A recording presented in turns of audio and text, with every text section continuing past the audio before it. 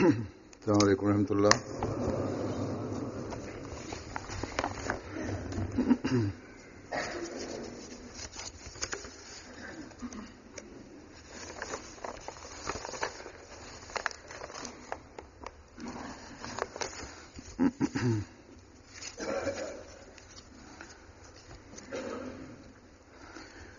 أشهد أن لا إله إلا الله وحده لا شريك له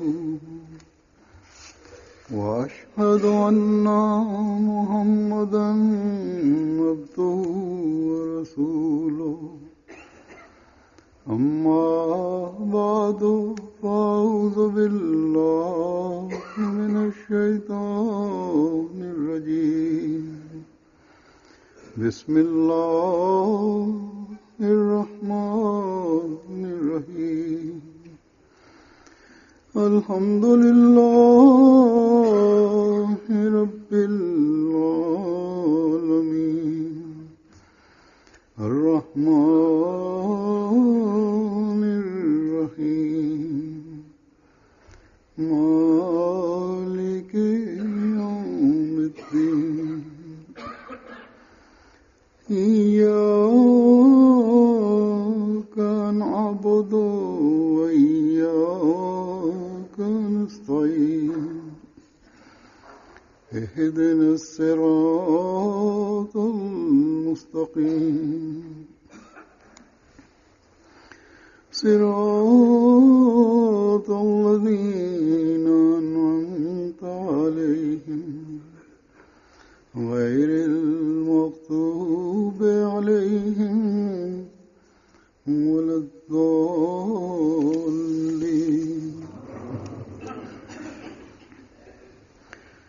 بسم الله الرحمن الرحيم والسماء ذات البروج واليوم الموعود وشاهد ومشهود قتل أصحاب الأخدود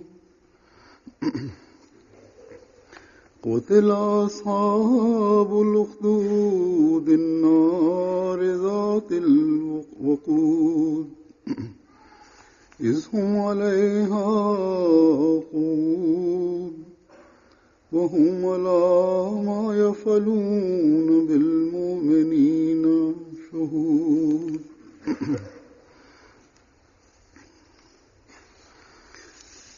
وما نقموا منهم إلا أن يؤمنوا بالله العزيز الحميد الذي له ملك السماوات والأرض والله على كل شيء شهيد. إن الذين فتنوا المؤمنين والمؤمنات ثم لم يتوبوا فلهم عذاب جهنم ولهم عذاب الحريق. إن الذين آمنوا وعملوا الصالحات لهم جنات تجري من تحتها الأنهار ذلك الفوز الكبير.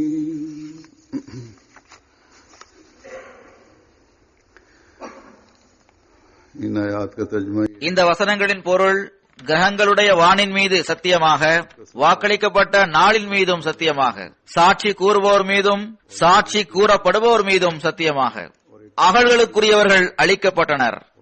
அதாவது அதிகமாக எரிபொருள் ஊட்டப்பட்டுள்ள நெருப்பிற்குரியவர்கள். அவர்கள் அதன் அருகில் உட்கார்ந்திருந்த போது அவர்கள் நம்பிக்கை கொண்டவர்களுக்கு செய்வதற்கு அவர்களே சாட்சிகளாக இருப்பார்கள். வல்லவனும் மிகுந்த புகழுக்குரியவனுமாகிய அல்லாஹ்விடம் அவர்கள் நம்பிக்கை கொண்ட ஒரே காரணத்திற்காகவே அவர்களிடம் அவர்கள் வெறுப்பு கொண்டனர். வானங்கள் பூமி ஆகியவற்றின் ஆட்சி அவனுக்கே உரியதாகும். அல்லாஹ் எல்லாவற்றிற்கும் சாட்சியாவான். நிச்சயமாக நம்பிக்கை கொண்ட ஆண்களையும் நம்பிக்கை கொண்ட பெண்களையும் துன்புறுத்தி பின்னர் தௌபா செய்யாதவர்களுக்கு நரக தண்டனையும் உண்டு, எரிக்கக்கூடிய தண்டனையும் உண்டு. நிச்சயமாக நம்பிக்கை கொண்டு நற்செயல்கள் செய்பவர்களுக்கு தோட்டங்கள் உண்டு, அவற்றிற்கிடையே ஆறுகள் ஓடும். இதுவே மாபெரும் வெற்றியாகும். நான் ஓதிய இந்த வசனங்கள் முற்றிலும் குஜரான்வாலாவில் அகமதிகளுடன் நடைபெற்ற அந்த சம்பவத்தை படம் பிடித்து காட்டுகின்றது. இது அகமதியத் மற்றும் ஹஜ்ரத் வாக்களிக்கப்பட்ட மஸீஹ் அலைஹிஸ்ஸலாம் அவர்களின் உண்மைக்கு எத்தகைய ஆதாரமாக இருக்கின்றது என்றால், நீதியை விரும்பக்கூடிய முஸ்லிம்கள் புரூஜ் அதிகாரத்தை சிந்தித்து பார்த்தால் அகமதிகள் மீது இழைக்கப்படுகின்ற கொடுமைகள் பற்றியும், குறிப்பாக அவர்களது ஆலிம்கள், தலைவர்கள், அவர்களது அரசியல்வாதிகள், அவர்களது அரசாங்கம் நடந்து கொள்ளும் விதம், அகமதியத்திற்கு எதிராக இவர்கள் காட்டுகின்ற செய்கின்ற செயல்கள் ஆகியவற்றின் உண்மை நிலை தெளிவாக தெரிந்துவிடும். மேலும் அவர்கள் ஹஜ்ரத் மஸீஹ் மவ்ஊத் அலைஹிஸ்ஸலாம் அவர்களது உண்மையின் மீது நம்பிக்கை கொள்வர். மேலும் அநீதி இழைக்கக்கூடியவர்களும் அவர்களது அடியாட்களும் அகமதிகள் மீது இழைக்கின்ற அந்த அநீதிகளில் பங்கு பெறாதவர்களாக அவர்கள் இருந்து விடுவர். ஆனால் அல்லாஹ்வின் வசனங்களை புரிவதற்கு கூட அல்லாஹ்வால் அனுப்பப்பட்ட ஒருவரது தேவை இருக்கின்றது. ஆனால் இவர்களது நிலைமை எப்படி இருக்கின்றது என்றால், அவர் கூறும் விஷயங்களை இவர்கள் முற்றிலுமாக கேட்க விரும்புவதே இல்லை. இதன் விளைவாக இவர்கள் அநீதி இழைப்பதில் முன்னேறிக்கொண்டே செல்கின்றனர். இந்த வசனங்களுக்கு சுருக்கமான விளக்கத்தை இங்கு நான் கூறிவிடுகின்றேன். எந்த கிரகங்களுடைய வானங்களின் மீது இங்கு சத்தியம் செய்து கூறப்பட்டுள்ளதோ அது வானங்களில் உள்ள 12 நட்சத்திரங்களாகும், கோள்களாகும். அவற்றை பற்றி விஞ்ஞானிகள் விளக்கமாக கூறியுள்ளனர். இங்கு விரிவான முறையில் ஆன்மீக கோள்கள் பற்றி கூறப்பட்டுள்ளது. அவற்றிற்கு இஸ்லாமிய வரலாறுடன் முக்கியமான தொடர்பு இருக்கின்றது. இதன் கருத்து 12 முஜதித்மார்கள், அதாவது ஆன்மீக சீர்திருத்தவாதிகள் ஆவர். இவர்கள் இஸ்லாமிய வானில் அதன் சூரியன் மறைந்த பிறகு தங்களது ஒளியை தருவதற்காக பிரகாசித்தனர் அல்லது சிறிது காலம் வரை ஒளியை வழங்கிக் கொண்டிருந்தனர். இந்த காலகட்டம் தொடர்பாக நபி ஒளிகளிலும் கூறப்பட்டிருக்கின்றது. கடந்த கால ஆலிம்களும் இதை பற்றி சாட்சி கூறியுள்ளனர். இது வியப்புக்குரிய விஷயமாக இருக்கின்றது. 12 நூற்றாண்டுகளில் 12 முறை இஸ்லாத்தின் இருண்ட காலகட்டத்தில் ஒளியின் கிரணங்களை பரப்புவதற்காக எவர்களை அல்லாஹ் அனுப்பியிருந்தானோ அவர்களை முஸ்லிம்கள் ஏற்றுக்கொள்கின்றனர். ஆனால் அல்லாஹ் தஆலா கூறுகின்றான், வல் யௌமில் மவ்ஊத், அதாவது வாக்களிக்கப்பட்ட அந்த நாளின் மீது ஆணையிட்டவாறு அல்லாஹ் தஆலா 13வது நூற்றாண்டில் அவன் தனது இந்த வாக்குறுதிக்கேற்ப தன்னால் நியமிக்கப்பட்ட அந்த வாக்களிக்கப்பட்ட நபரை அனுப்பிய போது அவரை இவர்கள் மறுக்க ஆரம்பித்து விட்டனர். முன்னவர்கள் தொடர்பாக ஹஜ்ரத் நபிகள் நாயகம் ஸல்லல்லாஹு அலைஹி வஸல்லம் அவர்கள் ஒவ்வொரு நூற்றாண்டின் ஆரம்பத்திலும் முஜதிதுகள், அதாவது ஆன்மீக சீர்திருத்தவாதிகள் தோன்றுவார்கள் என்று மட்டும்தான் கூறியிருந்தார்கள். ஆனால் இந்த வாக்களிக்கப்பட்ட நபர் தொடர்பாக இறைவனும் தனிப்பட்ட முறையில் எடுத்து கூறியுள்ளான். ஹஜ்ரத் நபிகள் நாயகம் ஸல்லல்லாஹு அலைஹி வஸல்லம் அவர்களும் அந்த வாக்களிக்கப்பட்ட நபர் தொடர்பாக பல்வேறு அடையாளங்களை எடுத்து கூறியவாறு அவற்றில் சூரிய சந்திர கிரகணம் தொடர்பான அடையாளமும் அடங்கும். இது போன்ற எண்ணற்ற அடையாளங்களை பெருமானார் ஸல்லல்லாஹு அலைஹி வஸல்லம் அவர்கள் எடுத்து கூறியிருந்தார்கள். அது பகல் வெளிச்சம் போன்று நிறைவேறி இருக்கின்றது, மேலும் நிறைவேறிக்கொண்டே இருக்கின்றன. எந்த நபர் பற்றிய அடையாளங்களை எடுத்து கூறி அவர் வருவார் என்று கூறினார்களோ அவரை இவர்கள் மறுக்கின்றனர். இன்னும் சொல்வதென்றால், ஹஜ்ரத் வாக்களிக்கப்பட்ட மஸீஹ் அலைஹிஸ்ஸலாம் அவர்களின் வாதத்திற்கு பிறகு இதையும் கூட சிலர் வலுவாக கூற ஆரம்பித்துள்ளனர். இப்போதும் சில இடங்களில் பெரும் கூச்சலிட்டவாறு இவ்வாறு கூறப்படுகின்றது, அதாவது எங்களுக்கு இப்போது எந்த சீர்திருத்தவாதியின் தேவையும் இல்லை என்று இவர்கள் கூறுகின்றனர். ஏனென்றால் இதனால் மௌலவிகள் மற்றும் பேர்தாங்கி ஆலயங்களின் நாட்காலி பிடுங்கப்பட்டுவிடும். ஏனென்றால் இதன் மூலம் அவர்களது அறிவு மற்றும் ஞானத்தின் உண்மை நிலை உலகிற்கு தெரிய வந்துவிடும். ஹஜ்ரத் வாக்களிக்கப்பட்ட மஸீஹ் அலைஹிஸ்ஸலாம் அவர்கள் முன்னறிவிப்புகளுக்கு முற்றிலும் பொருந்தும் வகையில் இக்காலத்தில் தான் தோன்றியிருப்பது பற்றி இவ்வாறு கூறுகின்றார்கள். இது வியப்புக்குரிய விஷயமாகும். இதை நான் இறைவனின் ஒரு அடையாளமாக கருதுகின்றேன். சரியாக 1290 ஹிஜ்ரி ஆண்டில் இறைவன் தரப்பிலிருந்தும் இந்த எளியவனுக்கு அவருடன் உரையாடுகின்ற நட்பேறு கிடைத்தது. இதற்கு பிறகு சிறிது காலம் கழிந்த பிறகு அவர்கள் தான் வாக்களிக்கப்பட்ட மசீகாக இருப்பதாக வாதமும் செய்தார்கள். வானத்திலும் பூமியிலும் உள்ள அடையாளங்கள் அவர்களுக்கு சாதகமாக நிறைவேறின. ஜமாத்தின் நூல்களில் இது விளக்கமாக எடுத்துக் கூறப்பட்டுள்ளது. ஹதரத் மஸீஹ் மவ்ஊத் அலைஹிஸ்ஸலாம் அவர்களின் நூல்களிலும் இதன் விளக்கம் இடம்பெற்றுள்ளது. நான் இப்போது அந்த விளக்கங்களை எடுத்துக் கூறப் போவதில்லை. ஆனால் எவ்வாறு இருப்பினும் அல்லாஹ்வின் ஆதரவு கிடைத்திருப்பது ஹதரத் வாக்களிக்கப்பட்ட மஸீஹ் அலைஹிஸ்ஸலாம் அவர்களின் காலமாக இது இருக்கின்றது என்பதற்கு சாட்சியாக இருக்கின்றது. பிறகு அல்லாஹ் தஆலா கூறுகின்றான், இந்த வாக்களிக்கப்பட்ட நாளில், அதாவது வாக்களிக்கப்பட்ட மஸீஹின் காலகட்டத்தில் இஸ்லாத்திற்கு புத்துயிர் ஊட்டப்படும். இஸ்லாத்தின் புது வாழ்விற்கான காலகட்டம் ஆரம்பமாகும். ஆனால் இதற்காக நம்பிக்கையாளர்களுக்கு, அதாவது அதற்கு வாக்களிக்கப்பட்ட மஸீஹ் அலைஹிஸ்ஸலாம் அவர்களை ஏற்றுக்கொள்பவர்களுக்கு மிகப்பெரிய தியாகங்கள் செய்ய வேண்டியது வரும். அல்லாஹ் கூறுகின்றான், குத்தில அஸ்ஹாபுல் உஹ்தூத், அவர்களுக்குரியவர்கள் அளிக்கப்பட்டனர். குத்தில அஸ்ஹாபுல் உஹ்தூதின் நாரி ஸாத்தில் வுகூத், அதாவது அதிகமாக எரிபொருள் ஊட்டப்பட்டுள்ள நெருப்பிற்குரியவர்கள். இதுஹும் அலைஹா குஊத், அவர்கள் அதன் அருகில் உட்கார்ந்திருந்த போது. இதில் எதிரிகளின் நிலை படம்பிடித்து காட்டப்பட்டுள்ளது. இதுபோன்ற எதிர்ப்புகள் நடக்கும் என்று அதில் கூறப்பட்டிருக்கின்றது. இந்த நெருப்புகள் மூட்டப்பட்டு அதன் அருகில் எதிரிகள் உட்கார்ந்தும் இருப்பர். இது கண்டிப்பாக நடக்கும். ஆனால் இறுதியில் எதிரிகள் தங்களது தீய முடிவை காண்பார்கள், அவர்கள் அழிக்கப்படுவார்கள். எவ்வாறு இருப்பினும் நம்பிக்கையாளர்களுக்கு நீண்ட காலகட்டம் வரை அநீதிகள் மற்றும் கொடூரமான முறையில் கொடுமை இழைக்கப்படுவது ஆகியவற்றிற்கு இலக்காக வேண்டியது வரும். ஹஜ்ரத் வாக்களிக்கப்பட்ட மஸீஹ் அலைஹிஸ்ஸலாம் அவர்களும் இதன் பக்கம் கவனமூட்டியுள்ளார்கள்.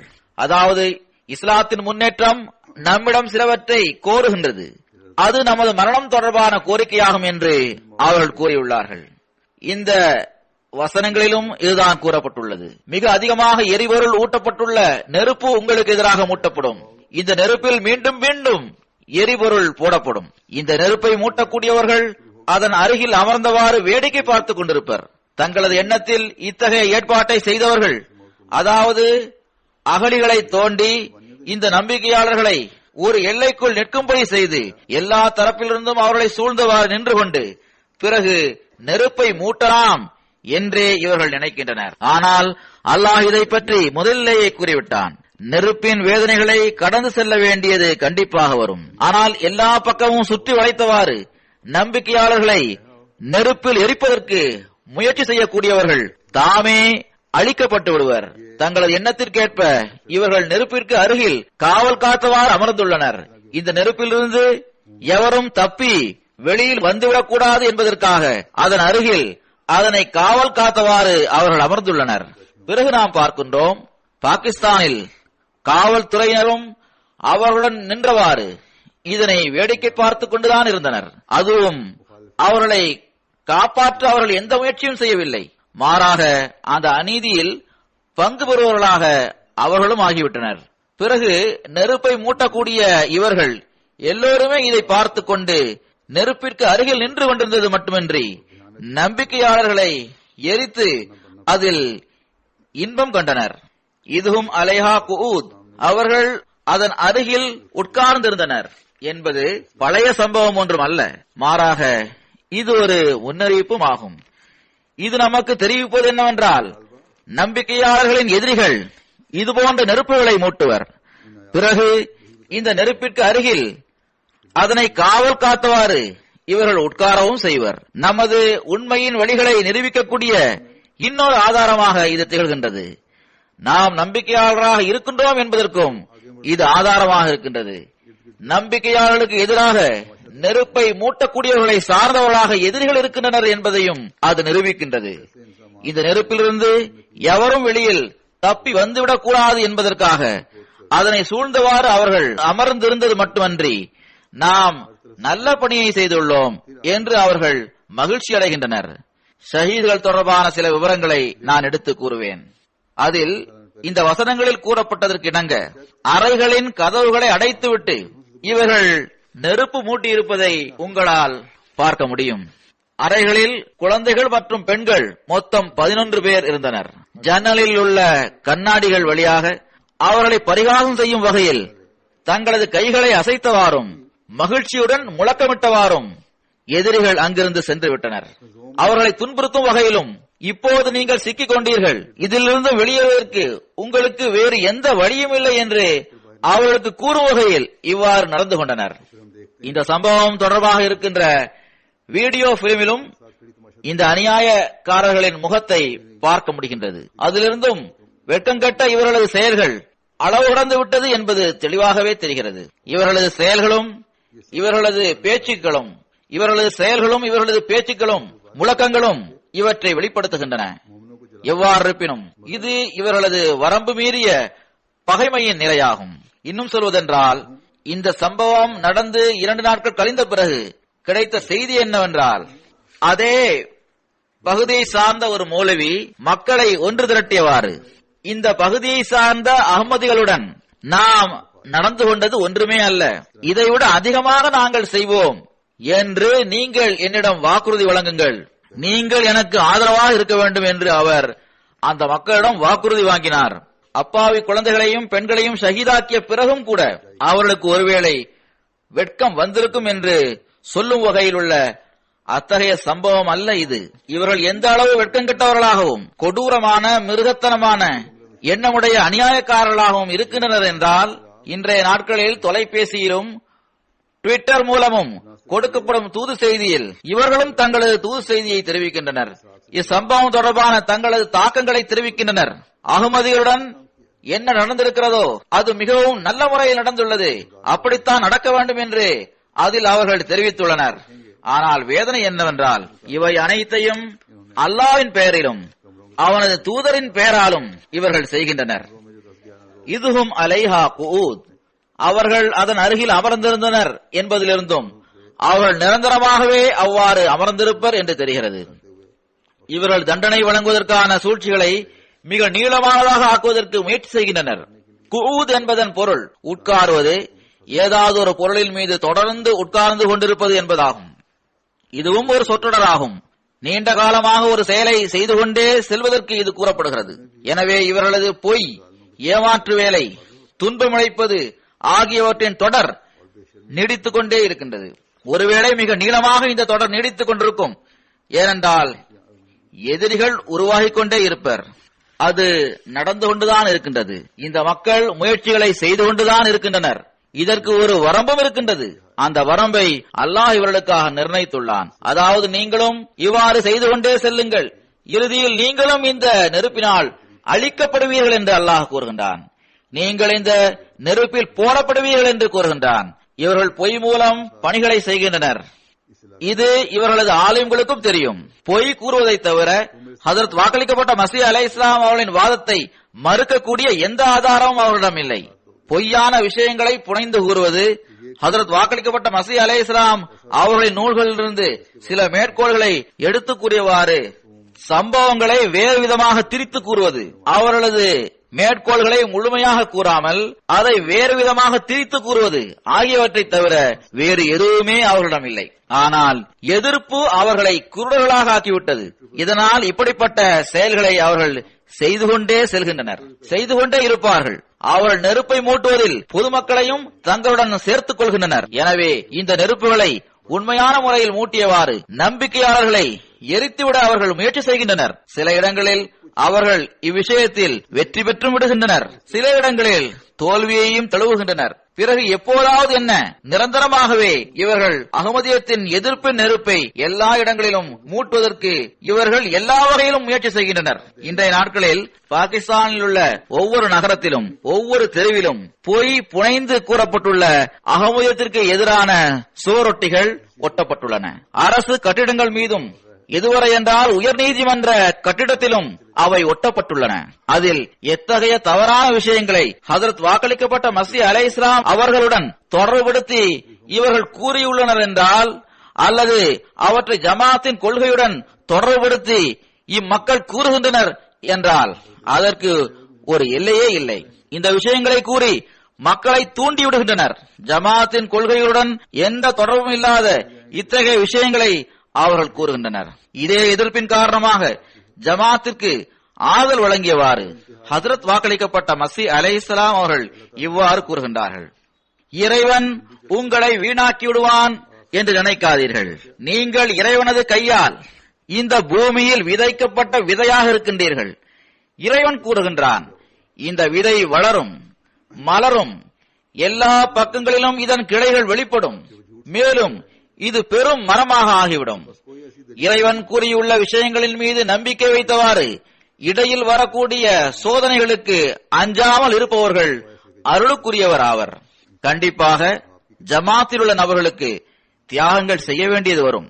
ஆனால் இறைவனால் நடப்பட்ட மரமாக இந்த ஜமாத் இருக்கின்றது. அது அல்லாஹ்வின் அருளால் வளர்ந்து பூக்களை தந்து பழங்களை தந்து கொண்டே இருக்கும். இன்ஷா அல்லாஹு தாலா இந்த நெருப்பை மூட்டக்கூடியவர்கள் தாமே இந்த நெருப்பில் எரிவதை கண்டுகொள்வர், அல்லது வேறு ஏதாவது ஒரு வழியில் அல்லாஹ் அவர்களை அழிப்பதற்கான ஏற்பாட்டை செய்வான். குத்தில அஸ்ஹாபுல் உஹ்தூத், அவர்களுக்குரியவர்கள் அழிக்கப்பட்டு விட்டனர் என்பது ஒரு முன்னறிவிப்பாகும். இந்த முன்னறிவிப்பு அஹ்மதியா ஜமாத்திற்கு ஆதரவாக நிறைவேறி இருக்கின்றது, நிறைவேறிக்கொண்டே இருக்கும். இந்த மக்கள் அழிந்து கொண்டே இருப்பர். எனவே இந்த முன்னறிவிப்பும் இந்த அநீதிகளுடன் மீண்டும் மீண்டும் நிறைவேறிக் கொண்டே இருக்கும். இவர்கள் இந்த அநீதியிலிருந்து விலக மாட்டார்கள், மாறாக அவர்கள் மீண்டும் மீண்டும் கொடுமைகள் இழைத்து வருகின்றனர். ஆனால் இறைவனது கையால் நடப்பட்ட செடியாக அகமதியத்தின் மரம் இருப்பதால் இது வளர்ந்து கொண்டே செல்லும். இன்ஷா அல்லாஹு தாலா 125 வருட கால அஹ்மதியா ஜமாத்தின் வரலாறு, இப்போது ஏற்பட்டுள்ள இந்த முன்னேற்றம் ஆகியவற்றின் மூலம் இவர்கள் பாடம் பிடிக்க வேண்டும். அதாவது இது மனிதனின் பணி அல்ல, மாறாக இது இறைவனின் பணியாகும். இறைவனது பணிகளில் தலையிட்டு அதை தடை செய்ய முயற்சி செய்து இறைவனது வெறுப்பை பெறுவதை தவிர வேறு எதையும் இவர்கள் பெறப்போவதில்லை. இவர்கள் தாங்கள் தவறிழைக்கின்றனர் அல்லது திருக்குர்ஆனை பின்பற்றி செல்லாமல் உள்ளனர் என்பதை அறிந்துள்ளனர். அல்லாஹ்வின் தூதர் எந்த விஷயத்திலும் இவர்களுக்கு ஆதரவாக இல்லை என்பதை அறிந்துள்ளனர். நான் ஹஜ்ரத் மஸீஹ் மவ்ஊத் அலைஹிஸ்ஸலாம் அவர்களது சஹாபாக்களின் சம்பவங்களை எடுத்து கூறி வந்தேன். அவற்றிலும் இப்போது உண்மையை புரிந்து கொண்டு பையத்தில் இணைகின்ற மக்களின் சம்பவங்களையும் நான் எடுத்து கூறியிருக்கின்றேன். அவற்றிலிருந்தும் பேர்தாங்கி ஆலிம்களாக இருக்கும் இவர்கள் காதியானிகளிடம் திருக்குர்ஆனை அடிப்படையாக கொண்டு மட்டும் ஒருபோதும் பேசக்கூடாது என்று கூறியுள்ளனர். தங்களை சார்ந்துள்ள மக்களுக்கும் பொதுமக்களுக்கும் இந்த ஆலிம்கள் திருக்குர்ஆன் அடிப்படையில் இவரிடம் பேசவே கூடாது என்ற பாடத்தை தான் கற்றுத் தந்துள்ளனர். திருக்குர்ஆன் அடிப்படையில் இந்த மக்கள் ஹஜ்ரத் ஈசா அலைஹிஸ்ஸலாம் அவர்களின் மரணத்தையும் நிரூபித்து விடுவர். ஹத்தமன் நுபுவத்திற்கு இவர்கள் கூறும் விளக்கத்தையும் இவர்கள் நிரூபித்து விடுவர். ஹஜ்ரத் மஸீஹ் மவ்ஊத் அலைஹிஸ்ஸலாம் அவர்களது உண்மையையும் நிரூபித்து விடுவர் என்று இவர்கள் கூறுகின்றனர். இன்னும் சொல்வதென்றால் இவர்கள் இப்போது இவர்கள் கூறுகின்ற விஷயங்களை கேட்காதீர்கள், இவர்களிடம் முற்றிலும் பேசாமல் இருக்க வேண்டும் என்றும் கூறுகின்றனர். ஏனென்றால் ஆதாரங்களின் அடிப்படையில் இவர்களிடம் எதுவும் இல்லை. பிடிவாதமும் மறுத்து கூறுவதும் தான் இருக்கின்றது. பிடிவாதத்தினாலும் மறுப்பதன் விளைவாகவும் ஒவ்வொரு சொல்லுக்கும் பல பல தவறான பொருள்களை கொடுப்பதும் தனது விருப்பத்திற்கு ஏற்ப பொருள் கொடுப்பதும் இவர்களது நடைமுறையாக இருந்து வருகிறது. தவறான போதனைகள், கருத்துக்கள் ஆகியவற்றின் மூலமாக இவர்கள் பொதுமக்களை ஏமாற்றுகின்றனர். ஆனால் தங்களது எண்ணத்திற்கேற்ப பெரும்பான்மை எங்களுடன் இருக்கின்றது என்ற எண்ணத்தில் இவர்கள் அநீதி இழைக்கின்றனர், பிறரை அநீதி இழைக்க வைக்கின்றனர். அரசாங்கத்தின் மீடியா அல்லது தொலைக்காட்சி சேனலின் நிலையும் இவ்வாறுதான் இருக்கின்றது. அதில் கடந்த சில நாட்களுக்கு முன்னால் ஒரு மௌலவி வந்திருந்தார். அகமதிகளின் பெயரை கூறாமலேயே அகமதிகள் தொடர்பாக அவர் பேசினார். தன் தரப்பிலிருந்தும் தனது பொதுமக்களை குளிர வைப்பதற்கு அவர் முயற்சி செய்து கொண்டிருந்தார். இவ்வாறு நடந்திருக்க கூடாது. ஆனால் சிறுபான்மையினர் பெரும்பாலான நபர்களின் உணர்வுகளுக்கு மதிப்பளிப்பதில்லை என்பதை அவர் வலுவாக கூறி வந்தார். இப்போது பாருங்கள், அவர்களே கொலை செய்கின்றனர், தாமாகவே இந்த விஷயத்தின் காரணமாக பிறர் மீது குற்றங்களை சுமத்துகின்றனர், தாமே திட்டம் தீட்டி தாமே தீர்ப்புகளையும் கூறுகின்றனர், பிறகு தாமாகவே தண்டனையையும் தருகின்றனர். எவ்வாறு இருப்பினும் அவர்களிடம் ஆட்சி இருக்கின்றது, மௌலவிகளிடம் ஸ்டேட் பவர் இருக்கின்றது, அல்லது சுயமாக அரசியல்வாதிகள் அகமதிகளை எதிர்ப்பதில்தான் தங்களது அரசியல் இருக்கின்றது என்று கருதுகின்றனர். இதனால் அரசாங்கமும் இவர்களுக்கு ஆமாம் போடுகின்றது. இவர்களுக்கு அல்லாஹு தாலா என்ன முடிவெடுத்துள்ளான் என்பதை பற்றி தெரியாது. அல்லாஹு தாலா கூறுகின்றான், இன்னல்லதீன ஃபதனுல் முஃமினீன வல் முஃமினாத்தி சும்ம லம் யதூபு ஃபலஹும் அஸாபு ஜஹன்னம வலஹும் அஸாபுல் ஹரீக். நிச்சயமாக அவர்கள் நம்பிக்கை கொண்ட ஆண்களையும் நம்பிக்கை கொண்ட பெண்களையும் துன்புறுத்திவிட்டு பிறகு தௌபா செய்யாமல் இருக்கின்றனரோ அவர்களுக்கு நரக தண்டனை உண்டு, மேலும் அவர்களுக்கு நெருப்பின் தண்டனையும் விதிக்கப்பட்டிருக்கின்றது. அல்லாஹு தாலா கூறுகின்றான், நிச்சயமாக எவர்கள் நம்பிக்கை கொண்ட ஆண்களுக்கும் நம்பிக்கை கொண்ட பெண்களுக்கும் தண்டனையை வழங்குகின்றனரோ அல்லது தண்டனை வழங்க முயற்சி செய்கின்றனரோ, அவர்களுக்கு எதிராக நெருப்புகளை மூட்டுகின்றனரோ, இதிலிருந்து இவர்களை காப்பாற்றுபவர் யாரும் வந்துவிடக்கூடாது என்பதற்காக அதனை காவல் காத்துக் கொண்டு இருக்கின்றனரோ, அப்படிப்பட்ட மக்களுக்கு நரகத்தின் தண்டனை உண்டு. இந்த மக்கள் வெளிப்புற நெருப்பை மூட்டுகின்றனர். மக்கள், அதாவது இம்மக்களுக்கு ஆதரவாக இருப்பவர்கள் எல்லா வகையிலும் நம்பிக்கையாளர்களை தண்டனையில் ஆழ்த்த முயற்சி செய்து கொண்டிருக்க வேண்டும் என்பதற்கான மறைவான நெருப்பையும் அவர்கள் மூட்டுகின்றனர். இன்றைய நாட்களில் இந்த குழப்பத்தையும் இந்த மறைவான நெருப்பையும் இவர்கள் இவ்வாறு மூட்டுகின்றனர். அகமதிகளாகிய நாம் ஹஜரத் முஹம்மது முஸ்தபா ஸல்லல்லாஹு அலைஹி வஸல்லம் அவர்களை ஏற்றுக்கொள்வதில்லை, அன்னாரை இறுதி நபியாக ஏற்றுக்கொள்வதில்லை, அல்லது அவர்களை இவர்கள் இழிவுபடுத்துகின்றனர் என்று இவர்கள் கூறுகின்றனர். இது எத்தகைய குற்றச்சாட்டு என்றால் எங்களது உள்ளங்களுக்கு மிகுந்த கஷ்டத்தை தரக்கூடிய குற்றச்சாட்டாக இது இருக்கின்றது. ஆனால் அகமதிகள் ஹஜரத் நபிகள் நாயகம் ஸல்லல்லாஹு அலைஹி வஸல்லம் அவர்களின் கண்ணியம் மற்றும் கம்பீரத்தை வெளிப்படுத்தி காட்டுவதற்காக உலகின் ஒவ்வொரு மூலையிலும் இரவு பகலாக பணியாற்றி வருகின்றனர். எங்கெல்லாம் ஹஜரத் நபிகள் நாயகம் ஸல்லல்லாஹு அலைஹி வஸல்லம் அவர்களது கண்ணியத்தின் மீது தாக்குதல் நடத்தப்படுகின்றதோ அங்கு அகமதிகள் எல்லோரையும் விட முதலாவதாக இந்த தாக்குதல்களுக்கு பதில் கூறுவதற்காக அங்கு இருப்பர். எனவே நாங்கள் யார் என்றால் எங்களது மரணத்தை எங்களால் ஏற்றுக்கொள்ள முடியும். ஆனால் ஹஜரத் நபிகள் நாயகம் ஸல்லல்லாஹு அலைஹி வஸல்லம் அவர்களை இழிவுபடுத்துகின்ற ஒரு சாதாரண சொல்லை கூட எங்களால் தாங்கிக் கொள்ள முடியாது. இதே போதனையைத்தான் ஹஜரத் மஸீஹே மவ்ஊத் அலைஹிஸ்ஸலாம் அவர்கள் நமக்கு வழங்கியுள்ளார்கள். அல்லாஹ் எங்களது செயல்கள் என்ன என்பதையும் எங்களது உள்ளத்தில் என்ன இருக்கின்றது என்பதையும் அறிந்துள்ளான். அதில் எந்த முரண்பாடும் இல்லை. இவ்வாறே ஒரு பொய்யரின் ஜமாத்திற்கு முழு உலகின் எதிர்ப்பு அவருக்கு இருந்தும் கூட வெற்றிக்கு மேல் வெற்றியை அவன் வழங்குவானா? அது அவனது ஜமாத் என்று அவனுக்கு தெரியும். அதற்கு முன்னேற்றத்தை வழங்க வேண்டும் என்றும் அவனுக்கு தெரியும். எனவே அல்லாஹ் தஆலா கூறுகின்றான், எந்த நம்பிக்கையாளர்கள் எனது மகிமைக்காகவும் கம்பீரத்திற்காகவும் மேலும் எனது ஏகத்துவத்தை நிலைநாட்டுவதற்காகவும் எனது இறுதி நபியின் கண்ணியத்தையும் கம்பீரத்தையும் நிலைநாட்டுவதற்காக இரவு பகலாக பணி செய்து வருகின்றனரோ அவர்களை குழப்பத்தில் ஆழ்த்தி துன்புறுத்துகின்றவரை அல்லது அவர்களது உடலை எரிக்கின்றவர்களை அல்லது அவர்களது வீடுகளை எரிக்கின்றவர்களை அல்லது பொய்யான விஷயங்களை இவர்களுடன் தொடர்புபடுத்தி கூறி இவர்களது உள்ளங்களை எரிக்கின்றவர்களை நிச்சயமாக நான் விடமாட்டேன். அவர்கள் தௌபா செய்தாலே ஒழிய நிச்சயமாக இவர்களை நரக நெருப்பில் நான் போடுவேன் என்று அல்லாஹ் கூறுகின்றான். அல்லாஹ் தௌபாவை ஏற்றுக்கொள்கின்றான், அவர்களை மன்னித்து விடுவான். ஆனால் தௌபா செய்யவில்லை என்றால் அவர்கள் நினைவில் கொள்ளட்டும், ஃபலஹும் அஸாபு ஜஹன்னம வலஹும் அஸாபுல் ஹரீக். எவ்வாறு அவர்கள் நம்பிக்கையாளர்களின் உள்ளங்களை எரித்தனரோ அல்லது அவர்களது உடலை எரித்தனரோ அல்லது அவர்களின் வீடுகளை எரித்தனரோ அல்லது இதற்காக அவர்கள் முயற்சி செய்து கொண்டே இருக்கின்றனர். சில நேரம் அவர்களுக்கு அதில் வெற்றி கிடைக்கின்றது, சில நேரம் வெற்றி கிடைப்பதில்லை. இவ்வாறு அவர்களுக்கும் தண்டனை வழங்கப்படும். ஆனால் அவ்வாறு அநீதி இழைக்கக்கூடியவர்களுக்கு வழங்கப்படும் தண்டனை இரு வகைப்படும். அது வெளிப்படையாகவும் இருக்கும், அந்தரங்கமாகவும் இருக்கும். அவர்களுக்கு எரிகின்ற தண்டனையும் கிடைக்கும், நரகத்தின் தண்டனையும் கிடைக்கும். பொய் குற்றச்சாட்டுகளை சுமத்தி நமது உள்ளங்களை இந்த மக்கள் நமது உயிரை விட நமக்கு அதிகம் பிரியமுள்ள அந்த நபியுடன் நம்மை தொடர்புபடுத்தி அவர்கள் தொடர்பாக நாம் கூறாத பொய்யான விஷயங்களை நாம் கூறியதாக கூறி நமது உள்ளங்களை எரிப்பதற்கு இவர்கள் முயற்சி செய்துள்ளனர்.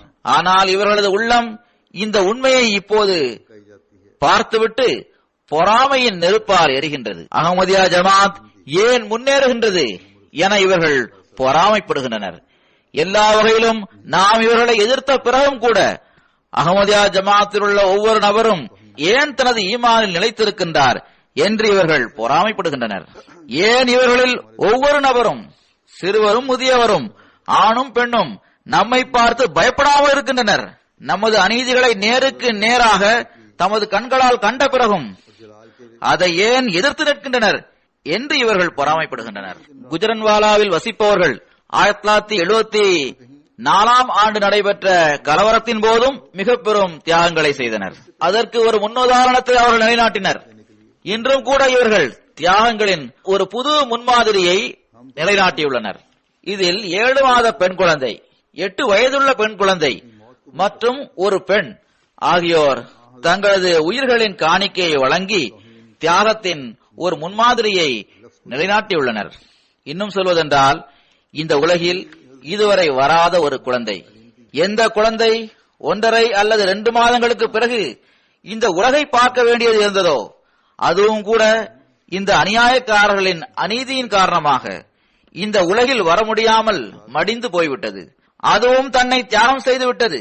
எவ்வாறு இருப்பினும் இந்த அநீதி இழைப்பவர்கள் மற்றும் நெருப்பை மூட்டக்கூடியவர்களை பற்றி இறைவன் நமக்கு ஏற்கனவே கூறிவிட்டான். இவர்களது முடிவு எவ்வாறு இருக்கும் என்பதை கூறிவிட்டான். அத்துடன் நம்பிக்கை கொண்டவர்களுக்கு இந்த தியாகத்திற்கு பகரமாக அவர்களுக்கு ஆறுதல் அளிக்கும் வகையில் அருட்கொடைகளை வழங்குவதாக வாக்குறுதி அளித்தவாறு அல்லாஹ் இவ்வாறு கூறுகின்றான். அவர்களுக்கு அருட்கொடைகளை வழங்குவதாக வாக்குறுதி அளித்தவாறு அல்லாஹ் இவ்வாறு கூறுகின்றான். இன்னல்லதீன ஆமனு வ அமிலு ஸாலிஹாத்தி லஹும் ஜன்னாத்துன் தஜ்ரீ மின் தஹ்திஹல் அன்ஹார் ஸாலிகல் ஃபௌஸுல் கபீர். நிச்சயமாக எவர்கள் நம்பிக்கை கொண்டு நற்செயல்களை செய்தனரோ அவர்களுக்கு தோட்டங்கள் உண்டு, அவற்றிற்கிடையே ஆறுகள் ஓடுகின்றன. இது மிக பெரும் வெற்றியாகும். எதிரிகள் நெருப்புகளின் தொடரை ஆரம்பித்துள்ளனர். இது அணைந்துவிடக்கூடாது என்று அதை கண்காணித்தும் வருகின்றனர். நமக்கு வந்துள்ள அறிக்கைகளிலும் அவ்வாறு குறிப்பிடப்பட்டிருக்கின்றது. நெருப்பை அணைப்பதற்கு வந்த தீயணைப்பு படையினரையும் இவர்கள் தடுத்து விட்டனர். அவர்கள் முன்னேறி செல்லக்கூடாது என்பதற்காக அவர்கள் மீது கற்களை எறிய ஆரம்பித்து விட்டனர். இவ்வாறே காயமடைந்தவர்களை வெளியே எடுப்பதிலிருந்தும் ஆம்புலன்ஸையும் இவர்கள் தடுத்து விட்டனர். அவர்களுக்கு முன்னால் சென்று நின்றனர். அவர்களுக்கு முன்னால் நடனமாடினர். இறைவன் கூறுகின்றான், இந்த அநீதி இழைக்கப்பட்டவர்களுக்காக நான் எத்தகைய சொர்க்கத்தை தயார் செய்துள்ளேன் என்றால், இதன் தோட்டங்கள் எத்தகையவை என்றால், அதில் உள்ள மரக்கிளைகள் ஒன்று மற்றொன்றுடன் சேர்ந்து இருக்கின்றன. அதன் நிழல் குளிர்ச்சி தரக்கூடியதாக இருக்கின்றது. அவற்றிற்கு கீழே ஆறுகள் ஓடிக்கொண்டிருக்கின்றன. எப்போது விரும்பினாலும் அவர்கள் தண்ணீர் அருந்தி தங்களது தொண்டைகளையும் உடல்களையும் புத்துணர்வு பெற்றதாக ஆக்கிக் கொள்ளலாம். எதிரிகளோ நெருப்பின் வெப்பத்தை வழங்குவதற்கு முயற்சி செய்தனர். சொர்க்கத்தில் அவர்களுக்கு குளிர்ச்சி தரக்கூடிய நிழல் இருக்கும். வெயிலின் வெப்பம் கூட அவர்களுக்கு தெரியாது. எதிரிகளோ அப்பாவி குழந்தைகளையும் நோயிற்றிருந்த பெண்களையும் புகையின் மூலம் அவர்களது தொண்டையை அடைக்க முயற்சி செய்தனர், அல்லது தொண்டையை காய்ந்து போகும்படி செய்ய முயற்சிகளை செய்தனர். அவர்களுக்கு தண்ணீர் தராமல் இருந்தனர். இவ்வாறு அவர்கள் மூச்சு திணறி இறந்து விடுவர் என்று அவர்கள் கருதினர். ஆனால் அல்லாஹு தஆலா கூறுகின்றான், அவன் அவர்களுக்காக திறந்த வெளியையும் குளிர்ந்த தண்ணீரும் கிடைக்க ஏற்பாடு செய்வான். அங்கு அவர்களது தொண்டையும் உடலும் எல்லா சமயங்களிலும் புத்துணர்வு பெற்றிருக்கும். ஆக இதுதான் நெருப்பை மூட்டக்கூடியவர்களின் முடிவு, அநீதி இழைக்கப்பட்டவர்கள் மற்றும் நம்பிக்கையாளர்களின் முடிவு ஆகியவற்றிற்கு இடையில் உள்ள தெளிவான வித்தியாசமாகும். நாங்கள் இந்த அநீதிகளுக்கு எதிராக எங்களுக்கு உதவி கிடைப்பதற்காக இதற்கு முன்னரும் இறைவன் முன்னால் குனிந்தோம், இன்றும் அவன் முன்னால் தான் குனிகின்றோம். இந்த வசனங்களில் அந்த பெண்ணின் கேள்விக்கான பதிலும் வந்துவிட்டது. இந்த சம்பவம் நடந்த பிறகு ஒரு நாள் முன்னதாக ஒரு பெண் எனக்கு ஜெர்மனியில் இருந்து கடிதம் எழுதியிருந்தார். அதில் ஹஜ்ரத் மஸீஹ் மவ்ஊத் அலைஹிஸ்ஸலாம் அவர்களுக்கு இவ்வாறு இல்ஹாம் வந்துள்ளது: நெருப்பை கொண்டு எங்களை அச்சுறுத்தாதீர்கள் அல்லது என்னை அச்சுறுத்தாதீர்கள். நெருப்பு எனது அடிமை மட்டுமல்ல, அடிமையின் அடிமையாகும். இந்த பெண் இந்த இல்ஹாமை எழுதிய பிறகு வேறு எதையும் எழுதவில்லை.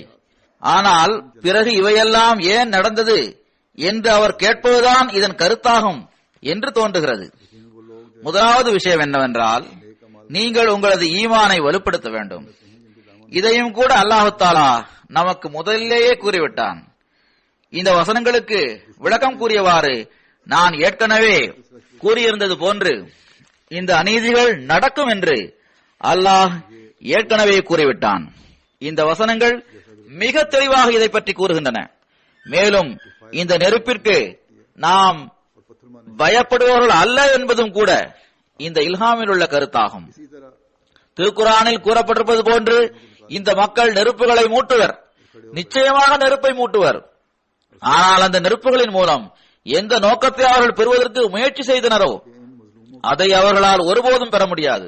அவர்களது நோக்கம் நெருப்பை மூட்டி அகமதிகளை அகமதியத்தை விட்டும் வெறுண்டோடும்படி செய்ய வேண்டும் என்பதேயாகும். இவர்கள் மூட்டுகின்ற நெருப்பின் தண்டனை மூலமாக அகமதிகளை அச்சுறுத்த வேண்டும் என்று இந்த மக்கள் முயற்சி செய்தனர். ஆனால் என்ன, ஒரு உண்மையான நம்பிக்கையாளரின் ஈமான் இவ்விஷயங்களால் வீணானதாக ஆகிவிட்டதா? ஒருபோதும் அல்ல. மாறாக இந்த நெருப்பு அவர்களின் அடிமையாக மாறி இந்த நம்பிக்கையாளர்களின் முன்னேற்றத்திற்கான வாசலின் கதவுகளை அவர்களுக்கு நிச்சயமாக அது காட்டித் தந்தது. மேலும் இவர்களது ஈமானை அது வலுப்படுத்தியது. இந்த நெருப்பின் காரணமாக வெளிப்படையாக இழப்புகள் ஏற்பட்டிருந்தாலும் அதுவும் கூட விதையாக மாறி ஜமாத்தின் முன்னேற்றம் மற்றும் அதன் அறிமுகம் ஆகியவற்றின் எத்தகைய கதவுகளை திறந்து தரக்கூடியவையாக அவை ஆகிவிட்டன என்றால் அதை பார்த்து வியப்பாக இருக்கின்றது. பிறகு பல சமயங்களில் இவ்வாறும் நடந்திருக்கின்றது. அதாவது ஏற்கனவே நான் கூறியது போன்றே எதிரிகள் தங்களது நடவடிக்கைகளில் தோல்வியை தழுவியுள்ளனர். எல்லா நிலையிலும் இதன் விளைவுகள் அல்லாஹ்வின் உதவி பற்றி நமக்கு தெரிவிக்கும் போது இதன் பொருள் என்னவென்றால் ஒவ்வொரு விஷயத்திற்கும் பல்வேறு அம்சங்கள் உள்ளன. வெளிப்படையான அம்சங்களும் உள்ளன, அந்தரங்கமான அம்சங்களும் உள்ளன. ஆனால் அல்லாஹ் இந்த நெருப்பை மூட்டியதன் விளைவாக நெருப்பை மூட்டக்கூடியவர்களுக்கு நான் எரிகின்ற தண்டனையும் வழங்குவேன், நரக தண்டனையும் வழங்குவேன் என்று கூறியுள்ளான். ஆனால் நெருப்பின் மூலமாக இழப்பு ஏற்படுகின்ற நம்பிக்கையாளர்களுக்கு குளிர்ந்த நிழல் தரக்கூடிய தோட்டங்கள் உள்ளன. தமது உயிரை அர்ப்பணித்துள்ள இந்த அப்பாவி குழந்தைகள் ஏற்கனவே சொர்க்கவாசிகளாகத்தான் இருக்கின்றனர். இவர்களது இந்த தியாகமானது அவர்களை இறைவனுக்கு மேலும் அதிகம் பிரியமுள்ளவர்களாக ஆக்கிவிட்டது. இறைவன் அவர்களை தனது அன்பின் மடியில் அமர்த்திக் கொண்டான். நெருப்பு அகமதிகளுக்கு ஒரு அடையாளமாக இருக்கும், அல்லது இந்த நெருப்பு மற்றவர்களுக்கு தண்டனையாக இருக்கும். அகமதிகள் அதிலிருந்தும் பாதுகாப்பாக இருப்பார்கள் என்று இந்த இல்ஹாமில் எங்குமே கூறப்படவில்லை. அப்படிப்பட்ட எந்த அடையாளமும் இதில் கூறப்படவில்லை. நெருப்புக்கு நாம் அஞ்சுபவர்கள் அல்ல என்று கூறுவதுதான் இந்த இல்ஹாமின் நோக்கமாகும். ஆனால் சில நேரங்களில் இந்த இல்ஹாம் வெளிப்படையாகவும் நிறைவேறுகின்றது, அந்தரங்கமாகவும் நிறைவேறியுள்ளது. சில இடங்களில் நெருப்பு அணைந்தும் விடுகின்றது, சில இடங்களில் அது இழப்பையும் ஏற்படுத்தி இருக்கின்றது. நாம் பார்க்கின்றோம், ஹஜ்ரத் நபிகள் நாயகம் ஸல்லல்லாஹு அலைஹி வஸல்லம் அவர்களது காலத்தில் நிராகரிப்பவர்களுக்கு என்ன தண்டனை நிர்ணயிக்கப்பட்டிருந்ததோ அது போரின் தண்டனையாக இருந்தது. வேறு எந்த தண்டனையும் அவர்களுக்கு வரவில்லை. ஹஜ்ரத் மஸீஹ் மவ்ஊத் அலைஹிஸ்ஸலாம் அவர்களும் இதையே கூறியுள்ளார்கள். இந்த தண்டனை தான் அவர்களுக்கு விதிக்கப்பட்டிருந்தது. இதன் மூலமாகவே அவர்கள் அழிந்தனர், இதன் மூலமாகவே அவர்களது வலிமை உடைந்தது. ஆனால் என்ன, இந்த போர்களில் முஸ்லிம்கள் ஷஹீதாகவில்லையா? நிச்சயமாக ஷஹீதாகியுள்ளனர். ஆனால் எங்கு நிராகரிப்பாளர்களின் மரணம் தொடர்பாக அல்லாஹ் அவர்கள் நரகவாசிகளாக ஆகிவிட்டனர் என்று கூறியிருந்தானோ அங்கு முஸ்லிம்களின் மரணம் பற்றி கூறும்போது இவர்களை நீங்கள் மரணித்தவர்கள் என்று கூறாதீர்கள், மாறாக இவர்கள் இறைவனிடத்தில் உயிருடன் இருக்கின்றனர். ஒவ்வொரு நாளும் புதிய புதிய ரிஸ்க் மூலமாக இவர்கள் அருளை பெற்று வருகின்றனர் என்று அல்லாஹ் கூறுகின்றான். எனவே நமது இந்த உயிர் தியாகிகளும் இறைவனிடத்தில் அவனது சொர்க்கத்தில் தெரிந்து கொண்டே இருக்கின்றனர். ஒருவேளை இதுவும் கூட அகமதியத்தின் வரலாற்றில் முதல் சந்தர்ப்பமாகும். இதில் தியாகம் செய்துள்ள அனைவருமே பெண் குழந்தைகளாகவும் பெண்களாகவும் இருக்கின்றனர். எந்த ஆணும் இதில் பங்கு பெறவில்லை. எனவே இந்த அப்பாவிகளின் தியாகங்கள் இந்த எதிரிகளை நரகத்திற்கு அருகில் கொண்டு வந்திருக்கின்றது. இந்த தியாகங்கள் ஒருபோதும் வீணாகாது. இதையும் நான் விளக்கமாக கூறிவிடுகின்றேன். இந்த மரணங்கள் அனைத்துமே மூச்சு நின்று விட்டதன் காரணமாகவே நிகழ்ந்துள்ளன. எவருக்கும் எரிந்த காயங்கள் ஏற்படவே இல்லை. இந்த அநீதி இழைத்தவர்கள் மீண்டும் மீண்டும் நெருப்பை மூட்டுவதற்கான ஏற்பாடுகளை செய்த பிறகும் கூட பல்வேறு விதமான எரிபொருள்கள், பக்கெட்டுகள், உடைந்து போன பொருட்கள், வீட்டிலுள்ள பர்னிச்சர்கள் போன்றவற்றை இவர்கள் நெருப்பில் போட்ட பிறகும் கூட இவ்வாறு நிகழ்ந்துள்ளது. இந்த பொருள்களை இவர்களால் கொள்ளையடிக்க முடியவில்லை அல்லது அவற்றை கொள்ளையடித்து கொண்டு செல்ல அவர்கள் விரும்பவில்லை. ஏனைய விலை மதிப்புள்ள பொருள்களை இவர்கள் கொள்ளையடித்து கொண்டு சென்று விட்டனர். ஆனால் மற்றவற்றை நெருப்பு அணையாமல் இருக்க வேண்டும் என்பதற்காக மீண்டும் மீண்டும் நெருப்பில் போட்டனர். இந்த சம்பவம் தொடர்பான அறிக்கையும் இது பற்றிய விவரங்களையும் நான் உங்களுக்கு எடுத்து கூறிவிடுகின்றேன். ஷஹீதான பெண்ணின் பெயர் புஷ்ரா பேகம் சாஹிபா ஆகும். இவர்கள் மர்ஹூம் முனீர் அஹமது சாஹிப் அவர்களின் மனைவி ஆவார்கள். ஷஹீதான சிறுமிகளின் பெயர்கள் இதுவாகும். மதிப்பிற்குரிய ருக்கா முகமது பூட்டா சாஹிப் அவர்களின் மகளான ஹைரா தபசும் மற்றும் மதிப்பிற்குரிய முகமது பூட்டா சாஹிப்பின் மகளான காயினா தபசும். இந்த இரு சிறுமிகளும் ஷஹீதாகியுள்ளனர். இந்த சம்பவம் தொடர்பாக எல்லோரும் கேட்டுள்ளீர்கள். பல்வேறு இடங்களில் இதை பற்றிய விவரங்கள் வந்துவிட்டது. பிறகும் கூட நான் அவற்றை கூறிவிடுகின்றேன். 2014 ஆண்டு ஜூலை மாதம் 27ஆம் தேதி குஜரான்வாலாவில் உள்ள அரபாத் காலனியில் உள்ள கச்சிப்பம் வேலி என்ற இடத்தில் அகமதியத்தின் எதிரிகளான தீவிரவாதிகள் அகமதி சகோதரர்களின் வீடுகள் மீது தாக்குதல் நடத்தினர். வீடுகளுக்கு தீ வைத்தனர். இதன் காரணமாக மர்ஹூம் முனீர் அஹமது சாஹிப் அவர்களின் மனைவியான புஷ்ரா பேகம் சாஹிபா வயது 55, இவர்களும் மிக குறைவான வயதில் இரு சிறுமிகளான ஹைரா தபசும் வயது 6 மற்றும் காயினாத் தபசும் வயது 8 மாதங்கள் ஆகிய இந்த இரு குழந்தைகளும் முகமது பூட்டா சாஹிப்பின் மகளாவர். இவர்களும் ஷஹீதாகிவிட்டனர். இன்னா லில்லாஹி வ இன்னா இலைஹி ராஜிஊன். சம்பவம் பற்றிய விவரம் இதுவாகும். சம்பவம் நடந்த நாளில் ஷஹீத் மர்ஹூமா அவர்களின் மகனான மதிப்புக்குரிய முகமது அஹமது சாஹிப் நோன்பு திறந்த பிறகு அருகிலுள்ள ஒரு கிளினிக்கில் மருந்து வாங்க சென்றார். அங்கு அவரது சிறிய தகப்பனாரான வகாஸ் அகமது அவர்களை சிலர் தடுத்து நிறுத்தியிருப்பதை இவர் பார்த்தார். அவர்களிடம் என்ன பிரச்சனை என்று இவர்கள் கேட்ட சமயத்தில் அங்கிருந்தவர்கள் இவர்களிடமும் மோசமாக பேச ஆரம்பித்தனர். உங்களது இளைஞர் ஒருவர் பேஸ்புக்கில் இறை இல்லமான கௌபாவை இழிவுபடுத்தியுள்ளார் என்று அவர்கள் குற்றம் சாட்டினர். இதை கேட்டதும் இவ்வாறு எங்களால் யோசித்து கூட பார்க்க முடியாது என்று இவர்கள் பதில் கூறினர். இவர்களது கூற்றுகளில் இருந்து இது இவர்களால் திட்டமிட்டு வகுக்கப்பட்ட ஒரு சூழ்ச்சியாகும் என்பது மிக தெளிவாக தெரிகிறது. எவ்வாறு இருப்பினும் உடனடியாக இந்த எதிரிகள் அடிதடியில் இறங்க ஆரம்பித்தனர். கண்ணாடி பாட்டில்களை உடைத்து அதை கொண்டு தாக்க ஆரம்பித்தனர். நிலைமைகளை கருத்தில் கொண்டவாறு முகமது அஹமது சாஹிப் அவர்கள் தொலைபேசியின் மூலமாக தனது சகோதரரான முகமது பூட்டா சாஹிப் அவர்களை கடையிலிருந்தும் தனது சிறிய தகப்பனாரான மதிப்புக்குரிய ஹலீல் அஹமது சாஹிப் அவர்களை வீட்டிலிருந்தும் வரவழைத்தார்கள். அவர்கள் வந்து பிரச்சனையை தீர்த்து வைக்க முயற்சி செய்தனர். இந்த தருணத்தில் ஹலீல் அஹமது சாஹிப் அவர்கள் உடைந்து போன பாட்டில் துண்டுகள் தன்மேல் பட்டதன் காரணமாக காயமுற்றார்கள். எவ்வாறு இருப்பினும் அந்த நேரத்தில் மட்டும் இந்த பிரச்சனை முடிவுக்கு வந்துவிட்டது. அனைவரும் வீடு திரும்பினர். தனது சகோதரரை வீட்டில் விட்டுவிட்டு முகமது பூட்டா சாஹிப் அவர்கள் கடைக்கு சென்று விட்டார்கள். சிறிது நேரம் கழிந்த பிறகு எந்த டாக்டரின் கிளினிக்கிற்கு முன்னால் இந்த சம்பவம் நடந்ததோ அவர்கள் முகமது பூட்டா சாஹிப் அவர்களுக்கும் ஃபசல் அஹமது சாஹிப் அவர்களுக்கும் போன் செய்து இங்கு மக்கள் ஒன்று கூடுகின்றனர், ஊர்வலமாக வந்து உங்களது வீடுகளை தாக்குவதற்காக அவர்கள் வந்து கொண்டிருக்கின்றனர் என்று தகவல் தெரிவித்தார்.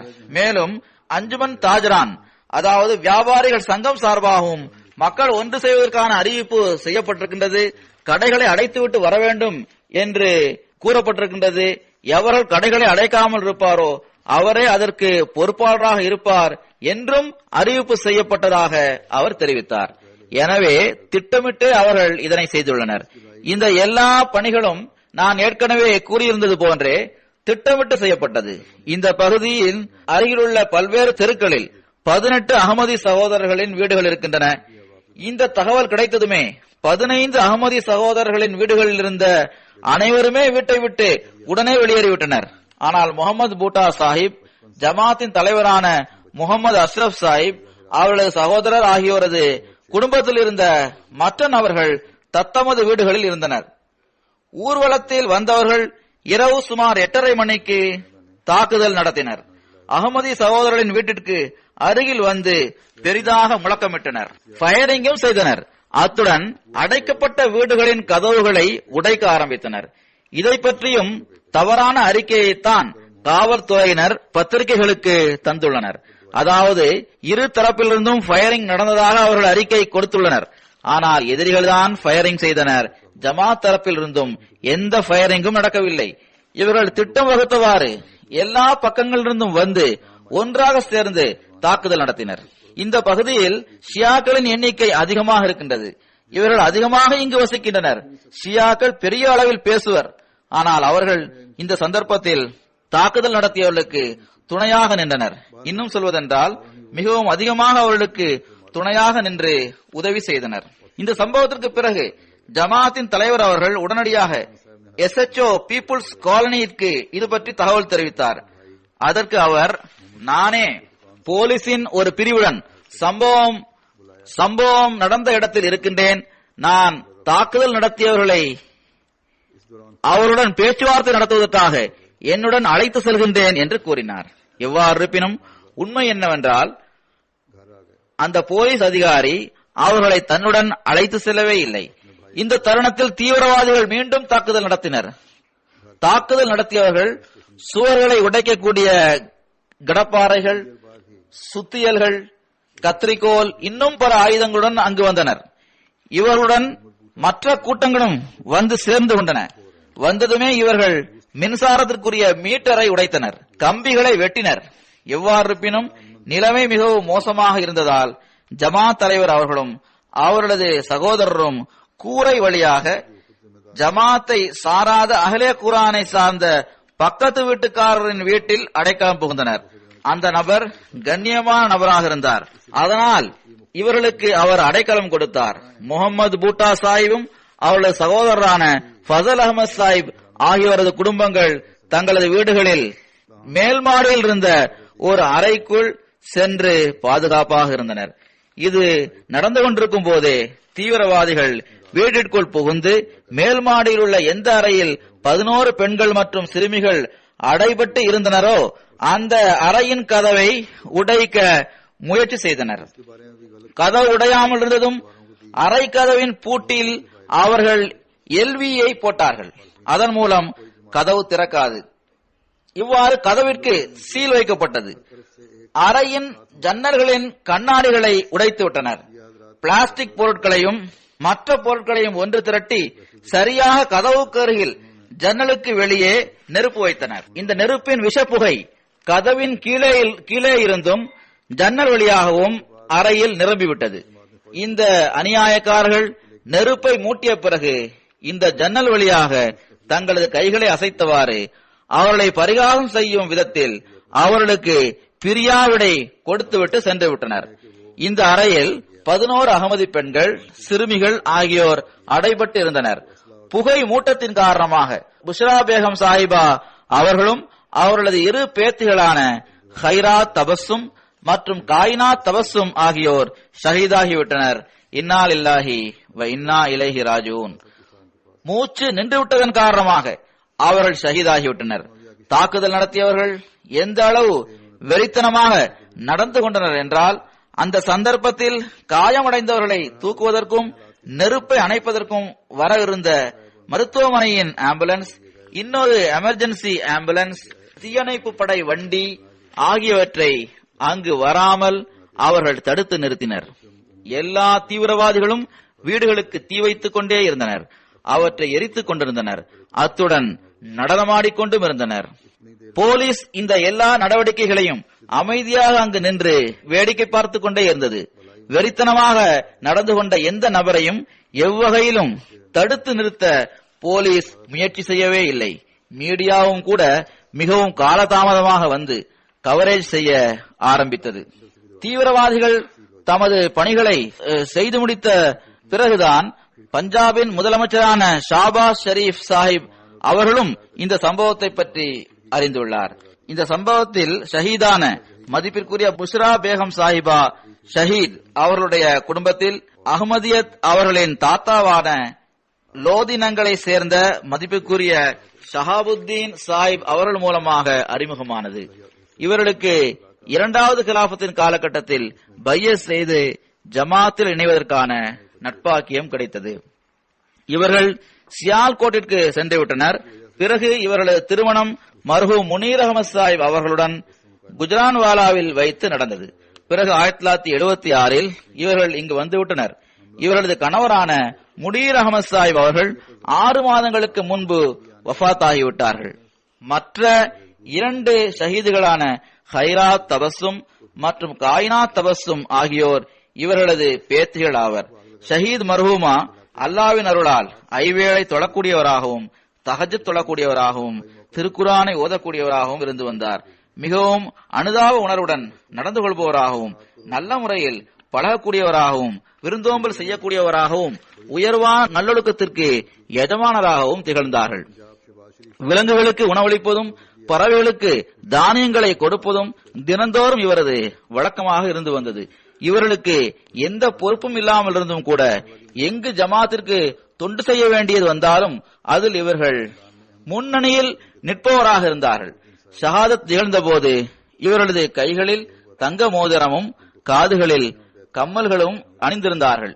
இங்கிருந்து செல்ல வேண்டியது வந்தால் ஒருவேளை பணம் தேவைப்படலாம் என்று கருதி ரொக்கமாக கொஞ்சம் தொகையையும் எடுத்து வைத்திருந்தார்கள். மூச்சு நின்று விட்டதால் இவரது மரணம் நிகழ்ந்தது. போஸ்ட்மார்ட்டமிற்காக அவர்களை கொண்டு சென்ற போது அந்த எல்லா பொருட்களையும் எதிரிகள் எடுத்துவிட்டனர். ஷஹாதத் நடைபெறுவதற்கு ஒரு நாள் முன்னதாக இவர்கள்தான் மெஹல்லாவில் நோன்பு திறப்பதற்கான ஏற்பாட்டையும் செய்தனர். ஷஹீதாக இருந்த சிறுமி ஹைராத் தபஸ்ஸுமின் வீட்டிற்கு சென்று நோன்பு திறப்பதற்கான ஏற்பாடுகளையும் அதற்கான பொருள்களையும் அவர்களுக்கு இந்த எதிரிகள் கொடுத்தனர். முகமது பூட்டா சாஹிப் அவர்களின் தாயாரும் 2 மகள்களும் ஷஹீதாகியுள்ளனர். இவர் சவுதி அரேபியாவில் இருந்தார்கள். பிறகு அங்குள்ள நிலைமைகளின் காரணமாக மீண்டும் பாகிஸ்தானுக்கு திரும்பி வந்தார்கள். பாகிஸ்தான் வந்து இவர்கள் வண்டிகளின் சர்வீஸ் ஸ்டேஷன் வைத்து தமது பணியை ஆரம்பித்தார்கள். அல்லாஹ் அருள் செய்தான். மிக நல்ல நிலைமையில் இருந்தார்கள். இவரது சகோதரர் ஃபதல் அகமது சாஹிப் அவர்களும் ஜெனரேட்டரை வாடகைக்கு கொடுக்கும் பணியை செய்து வந்தார்கள். தொழில் நன்றாக நடந்தது. அங்குள்ள மக்கள் இதன் காரணமாகவும் இவர் மீது பொறாமை கொண்டனர். குஜ்ரான்வாலாவின் அமீர் சாஹிப் அவர்கள் கூறுகின்றார்கள், இந்த குடும்பங்களை சார்ந்த அனைவரும் மிகவும் கண்ணியமிக்கவர்களாகவும் நல்லியல்பு கொண்டவர்களாகவும் இருந்தனர். ஜமாத்தின் மீது தன்மான உணர்வு கொண்டவர்களாக இருந்தனர். எந்த பகுதியில் இப்போது மக்கள் குடியமர்ந்துள்ளனரோ அந்த ஹல்காவும் கூட இவர்களின் காரணமாகத்தான் உருவானது. அங்கு அவர்கள் தொழுகைக்கான சென்டரையும் ஏற்படுத்தியிருந்தனர். சந்தாக்கள் கொடுப்பதிலும் ஏனைய பொருளாதார திட்டங்களில் பங்கு பெறுவதிலும் ஆர்வத்துடன் இவர்கள் செயல்பட்டார்கள். எல்லா சமயங்களிலும் ஜமாத்திற்கு ஒத்துழைப்பு நல்குவதிலும் கட்டுப்பட்டு நடப்பதிலும் இவர்கள் முன்னணியில் இருந்தார்கள். ஷஹீத் மர்ஹூமா தனக்கு பின்னால் 3 மகன்களையும் 2 மகள்களையும் விட்டு சென்றுள்ளார். ஒரு மகன் இங்கு இருக்கின்றார். முகமது பூட்டா சாஹிப் அவர்களது 2 மகள்களையும் ஷஹீதாக்கிவிட்டனர். 2 சிறுமிகளும் தங்களுக்கு பின்னால் தங்கள் தந்தையையும் தாயையும் 5 வயது நிரம்பிய ஒரு சகோதரரான அத்தாவுல் வாசிகையும் ஒரு சகோதரியான 3 வயது நிரம்பிய சிதரத்துன் நூரையும் விட்டுவிட்டு சென்று விட்டனர். குஜ்ரான்வாலாவின் அமீர் சாஹிப் மேலும் எழுதுகின்றார், ஜூலை 27ஆம் தேதி ஞாயிறன்று இரவு ஏறக்குறைய 9:30 மணிக்கு 400 அல்லது 500 பேர் கொண்ட ஒரு கூட்டம் கச்சி பம்பில் இருந்த ஜமாத் சகோதரர்களின் வீட்டில் தாக்குதல் நடத்தினர். தீங்கு விளைவித்தவர்கள் பேஸ்புக்கில் ஆட்சேபனைக்குரிய ஒரு படம் வெளியிடப்பட்டது. அதனை அகமது இளைஞரான முகமது சலீம் சாஹிப் அவர்களின் மகனான ஆகிப் சலீம் சாஹிப் தான் செய்தார் என்று அவர்கள் கூறினர். இதையே அடிப்படையாக வைத்து மக்களை ஒன்று திரட்டி குழப்பத்தை பரப்பினர். ஆனால் அதுபோன்ற எந்த சம்பவமும் நடக்கவில்லை. இதனால் கொதித்தெழுந்த நபர்கள் இப்போது ஷஹீதாகி இருப்பவர்களை தவிர மேலும் 6 வீடுகளுக்கு தீ வைத்தனர். அதிலிருந்த பொருட்களை கொள்ளையடித்தனர். பாதிக்கப்பட்ட நபர்களுக்கு அருகிலேயே கடைகளும் இருந்தன. அதன் மீதும் தாக்குதல் நடத்தினர்.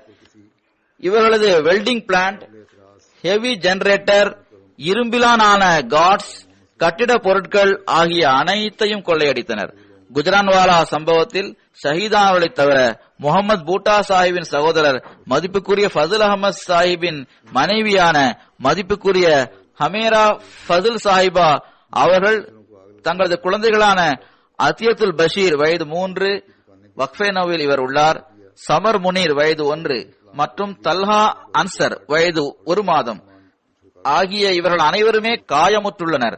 இவர்களை தவிர முகமது பூட்டா சாஹிபின் சகோதரியான சியால்கோட் ஜில்லாவை சார்ந்த ஜரியுல்லா சாஹிபின் மனைவியான முபஷிரா ஜரி சாஹிபா அவர்கள் தமது சகோதரரை சந்திக்க வந்த இடத்தில் காயமுற்றுள்ளார். முபஷிரா சாஹிபா 7 மாத கர்ப்பிணியாக இருந்தார். பெருநாள் கொண்டாடுவதற்காகவும் பிரசவத்திற்காகவும் அவர்கள் தமது தாயாரிடம் வந்திருந்தார்கள். ஒரு குழந்தை வயிற்றிலே இறந்துவிட்டது என்று நான் குறிப்பிட்டது இவர்களின் குழந்தையைத்தான். இவர்களை ரப்புவாவிற்கு அனுப்பி வைத்தனர். பிறகு அங்கு அவர்களுக்கு ஆபரேஷன் நடந்தது. இப்போதும் அவர்களது உடல்நிலை மிகவும் கவலைக்கிடமாகத்தான் இருக்கின்றது. ரப்புவாவில் உள்ள தாஹிர் ஹார்ட் இன்ஸ்டிடியூட்டில் இவர்கள் சேர்க்கப்பட்டார்கள். மூச்சு குழாயில் புகை நிரம்பிவிட்டதால் மூச்சு விடுவது மிகவும் சிரமமாக இருக்கின்றது. காயமுற்றுள்ள மற்ற சகோதரர்களின் விவரம் இதுவாகும். முனீர் அகமது வயது 33. தாக்குதல் நடத்தியவர்கள் கடுமையாக இவரை தாக்கியதால் இவர் காயமடைந்துள்ளார். இவரது நாடியும் 2 பற்களும் உடைந்து விட்டன, காதும் அருந்து விட்டது. உடலில் பல பகுதிகளிலும் அடிபட்டிருக்கின்றது. இவர்களுக்கு தொடர்ந்து சிகிச்சை வழங்கப்பட்டு வருகின்றது. கலீல் சாஹிப் அவர்களை பாட்டில் துண்டுகள் மூலம் அடித்ததால் அதன் விளைவாக இவர் காயமடைந்துள்ளார். சியால்கோட்டை சார்ந்த முகமது அன்வர் சாஹிப் அவர்களுக்கு சம்பவம் பற்றி தெரிய வந்ததும் அவர் தமது சகோதரி ஹமேரா ஃபதுல் சாஹிபா, ஃபதுல் அகமது சாஹிப் மற்றும் ஏனைய குடும்பத்தில் உள்ள நபர்களுக்கு உதவி செய்வதற்காக சென்றார். போலீசிடம் இது பற்றி தெரிவித்தார். எல்லோரும் அங்கிருந்து சென்ற பிறகு ஓரிருவரே அங்கு இருந்த சமயத்தில் தான் போலீஸ் அங்கு வந்தது. போலீசின் உதவியுடன் ஆம்புலன்ஸ் மூலமாக காயமுற்றோர்களை அவர்கள் வெளியில் கொண்டு வந்தார்கள். அவர்களை வெளியேற்றி கொண்டு வந்த சமயத்தில் அங்கு பெரிதாக நெருப்பு மூட்டப்பட்டிருந்ததால் மக்களை வெளியேற்றும் தருணத்தில் இவர்களுக்கும் நெருப்பின் காரணமாக சிறிது காயம் ஏற்பட்டது. பூட்டா சாஹிபின் மனைவியான ருக்கியா பேகம் சாஹிபாவும் ஏனைய 2 குழந்தைகளான அதாவுல் வாசி வயது 5 மற்றும் சிதரத்துன் நூர் வயது 3 ஆகியோரும் இந்த விபத்தில் கேஸின் புகையின் தாக்கத்தின் காரணமாக உடல்நலம் இல்லாமல் இருந்து வருகின்றனர். இந்த பகுதியில் உள்ள 18 வீடுகளில் அனைவரும் பரஸ்பரம் ஒருவர் மற்றவரது உறவினர்களாக இருக்கின்றனர். இவர்கள் அனைவரும் இப்போது ரப்புவாவில் இருக்கின்றனர். நான் ஏற்கனவே கூறியது போன்று தாக்குதல் நடத்தியவர்கள் 6 வீடுகளை அதன் சாமான்களுடன் சேர்த்து எரித்து விட்டனர். மேலும் முகமது ஃபதுல் சாஹிப், முகமது அஷ்ரப் சாஹிப், பூட்டா சாஹிப், கலீல் சாஹிப், சலீம் சாஹிப், ஃபிரோசுதீன் சாஹிப் ஆகியோரது வீடுகள் எரிக்கப்பட்டுள்ளன. மேலும் 2 வீடுகளை உடைத்துவிட்டு அவற்றில் உள்ள பொருட்களை மட்டும் கொண்டு வந்து விட்டனர். இவை மாஸ்டர் பஷீர் சாஹிப் மற்றும் முசஃபர் சாஹிப் ஆகியோரின் வீடுகளாகும். இதைத் தவிர 5 அகமதிகளின் கடைகளையும் முழுமையாக அவற்றிலிருந்த பொருட்களை கொள்ளையடித்த பிறகு அவற்றிற்கு எதிரிகள் தீ வைத்து விட்டனர். இவ்வாறே ஹல்காவின் தொழுகை சென்டர் மீதும் தாக்குதல் நடத்தி அவற்றிலிருந்த திருக்குரான் பிரதிகளையும் ஜமாத் நூல்களையும் எரித்த பிறகு தொழுகை சென்டருக்கும் தீ வைத்து அதையும் ஷஹீதாக்கிவிட்டனர். இதுவே இவர்களது அநீதிகளின் சுருக்கமான நிலைமைகளாகும். இவர்களை பற்றியே அல்லாஹு தாலா இவர்கள் தௌபா செய்யவில்லை என்றால் இவர்களுக்கு நரக தண்டனையும் இவர்களை எரிக்கின்ற தண்டனையும் இவர்களுக்கு விதிக்கப்பட்டுள்ளது என்று கூறுகின்றான். அல்லாஹு தாலா நிராகரிப்பவர்களுக்கு தலைவர்களாக இருக்கக்கூடியவர்களை விரைவாக பிடிப்பதற்கான ஏற்பாட்டை செய்வானாக. மேலும் இவ்வாறு தீயை மூட்டுவதில் எவர்கள் முன்னணியில் நின்று செயல்படுகின்றனரோ அவர்களையும் பிடிப்பதற்கான ஏற்பாட்டை செய்வானாக. இந்த ஷஹீதுகளின் தகுதிகளை அல்லாஹ் உயர்த்தத்தான் செய்கின்றான். இவர்களோடு தொடர்புடையவர்களுக்கும் அல்லாஹ் பொறுமையையும் தைரியத்தையும் வழங்குவானாக. குறிப்பாக எந்த அப்பாவி குழந்தைகளையும் சகோதரிகளையும் அவரது பெற்றோர்களிடமிருந்தும் சகோதர சகோதரிகளிடமிருந்தும் இவர்கள் பிரித்து எடுத்து விட்டனரோ அந்த பெற்றோர்களுக்காகவும் சகோதர சகோதரிகளுக்காகவும் துவா செய்யுங்கள். அல்லாஹு தாலா எல்லா நோயாளிகளுக்கும் முழுமையான விரைவான சுகத்தை வழங்குவானாக. இவர்களது பொருளாதார இழப்புகளையும் தனது அருளால் ஈடு செய்வானாக. முன்பை விட அதிகமாக இவர்களுக்கு வழங்குவானாக. ஜும்மா தொழுகைக்கு பிறகு இவர்களின் ஜனாசா காயிப் தொழுகையையும் நான் தொழ வைப்பேன்.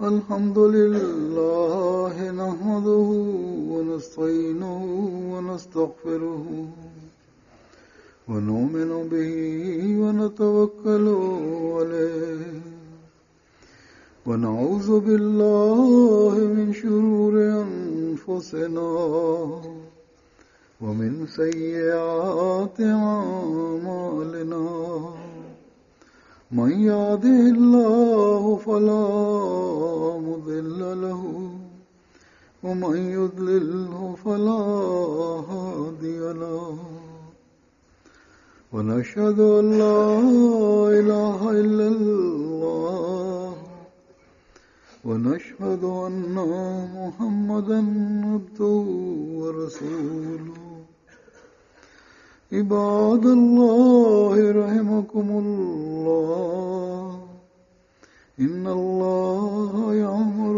بالعدل والإحسان وإيتاء ذي القربى وينهى عن الفحشاء والمنكر والبغي يعظكم لعلكم تذكرون اذكروا الله يذكركم وادعوه يستجب لكم ولذكر الله